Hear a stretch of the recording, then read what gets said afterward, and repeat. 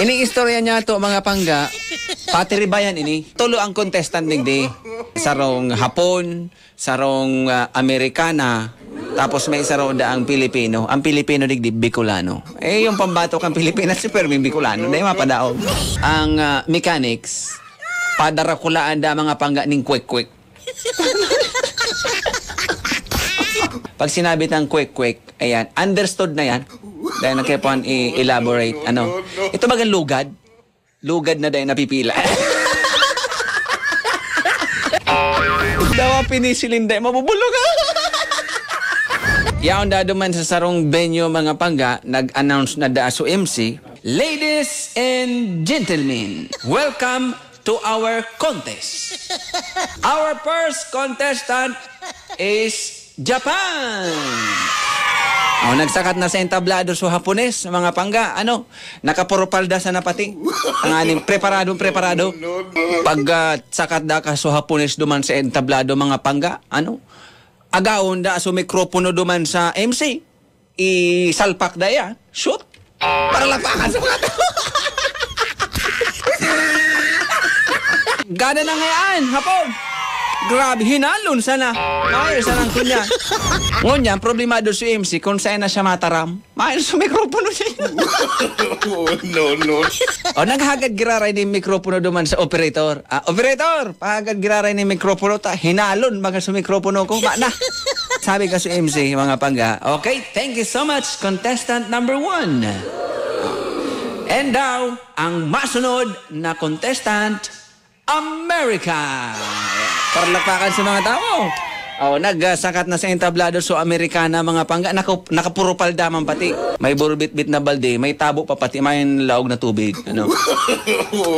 Pagsakat ka so Amerikana duman sa entablado, kunon so tabo, ilaog yan. Shoot. Parlapakan sa mga tao. Yehey! Garo ngaya madadaog ngayang Hapon. So Amerikana ngaya, tabo. Kinakan sana. So Hapon ngaya, mikropono, sadit-sadit. Ngunyan, mga tugang, mayo pa ang contestant sa Pilipinas. Magkaano daw mga panggata si Manay Lorna, yaon duman sa audience. Si Manay Lorna ng taga dyan sa Ligaw, sa Albay. Si Manay Lorna, mga pangga, binansagan siyang si Manay Lorna alias Wang Lu.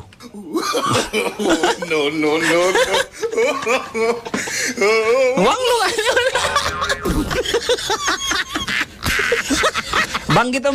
Banggitong mong kaskas, itang twister mo ang word na Wang Lu.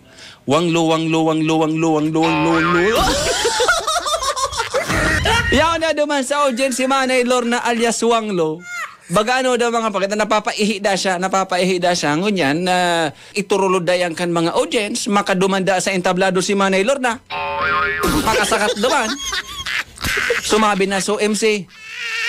Oni na, ang pambato ng Pilipinas. Yaw na, si Manay Lorna alias Wang Lu. Si Manay Lorna da mga panggademang preparado. Tinurulod ba duman eh. Ngunyan, mayo da siyang kaburubit-bit dawa so Amerikana, may darang tabo. So Hapon, so mikropono inagaw. Sa damayo da siyang anong bit-bit, anong ididemo niya duman. Pagbut-but da ni Manay Lorna sa bulsa niya, mga pangga. Sakto da may sinsilyo. Mabunot niya da so 5 pesos sa bulsa niya. Ilaog niya da yan so 5 pesos. Ihulog niya duman sa kunyan, sa kwek-kwek. Sa lugad niya. No. Dahil da kumbinsido sa mga tao, garong ngaya sa dito na.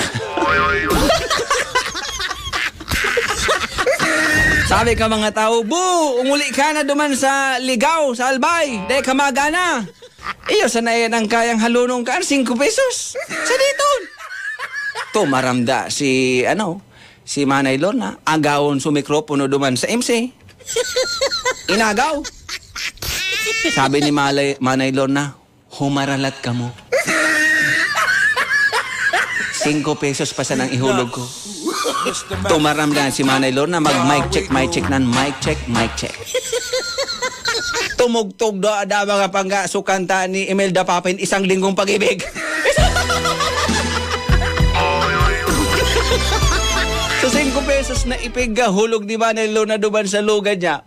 May video okay pala naman sa lugad.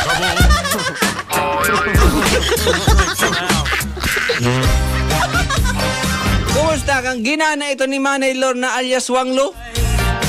Dahil kumbinsido sa mga tao, 5 pesos sa nadasupig laog. Anday na naarap.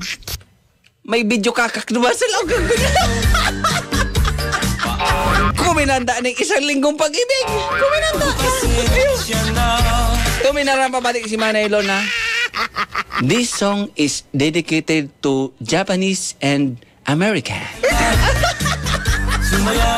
Umuruli na kamo, tadaraog na kamo.